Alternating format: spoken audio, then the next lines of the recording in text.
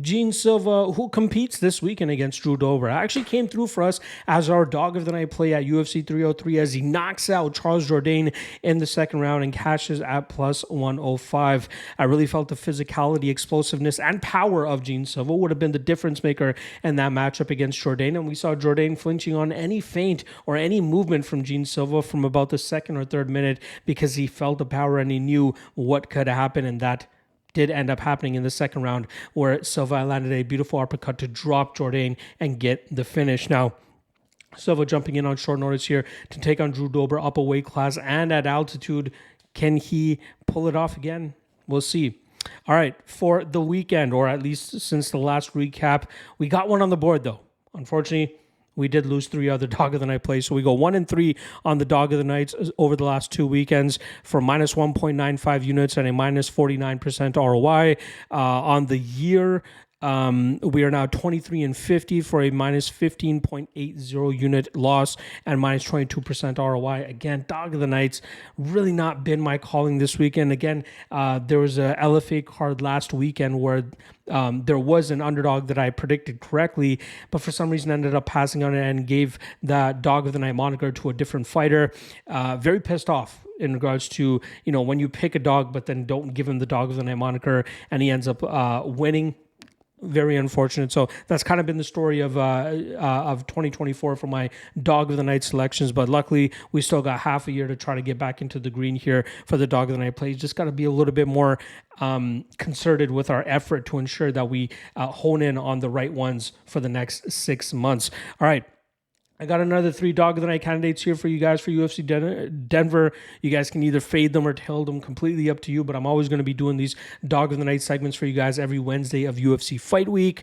Reminder, there is PFL and LFA this weekend as well. I have written breakdowns for those on the Lock of the Night MMA LOTN Patreon page. Check that link in the description below, and that's where you also be able to find out which of these 3 candidates I end up going with as the official dog of the night. All right, the first candidate up that we got for you guys here is going to be Cody Brundage coming in at plus 140.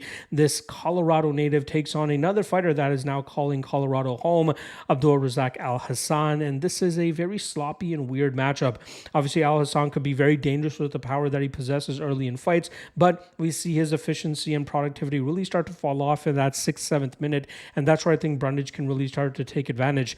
I think Brundage is strong enough to cause Al Hassan early problems in that first round, pushing him against the cage, looking to wear on him a little bit, causing some chaos that could really baffle and frustrate Al Hassan. And then from there, I think we could see Brundage really start to put his pressure on and really frustrate Al Hassan and slow him down later on in this matchup.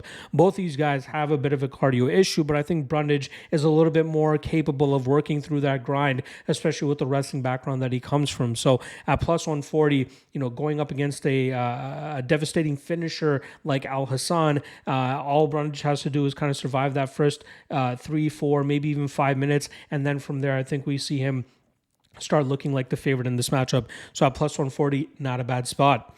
Second dog of the night candidate is going to be just on the cusp of being a dog, as we have Drew Dober coming in at plus 100, and he is the veteran coming here against the 27-year-old Gene Silva, looking to pick up his second victory in the span of 14 days. Now, Drew Dober, I think, is the better technical striker here, and obviously has a wealth of an experience advantage over Gene Silva, and Dober has had some durability issues in the past, so that could be a bit of a red flag in this spot. But if he can survive the early onslaught of Gene Silva, the altitude and short notice nature of this fight will benefit Drew Dober.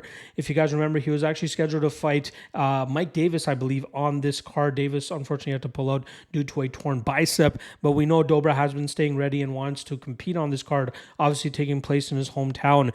I believe, like I said, he is the better fighter here, and as long as his durability holds up early, similar to Cody Brundage, that's why we normally find some of these guys as the underdog, is because people expect them to get knocked out early.